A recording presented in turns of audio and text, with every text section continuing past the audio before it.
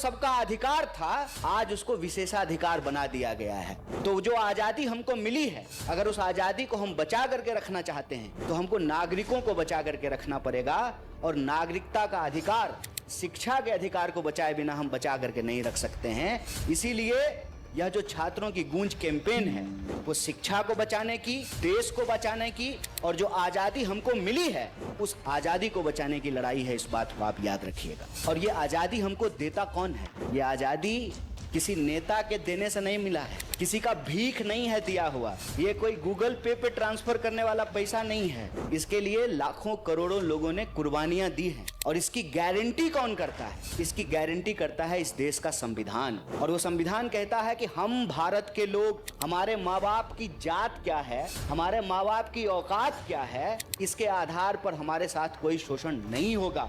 और ये गारंटी करता है इस देश का संविधान। इसीलिए उस संविधान की प्रस्तावना की शुरुआत होती है, हम भारत के लोग, चाहे हमारा जात कुछ भी हो, हमारा धर्म कुछ भी हो, हमारी भाषा और बोली कुछ भी हो, हमारा रंग लिंग कुछ भी हो, हम सब भारत के लोग हैं। मंदिर में जाने वाले भी भारत के लोग हैं, मस्जिद में जाने वाले भी भारत के लोग हैं, गुरुद्वारा, चर्च, बौद्ध स्थलों को विजिट करने वाले भी भारत के लोग हैं, किसान जो खेती करते हैं वो भी भारत के लोग हैं, और जो बड़े लोग विमान से उड़ते हैं वो भी भारत के लोग हैं। हम सब भारत के लोग हैं। और इसकी गारंटी इस देश का संविधान देता है।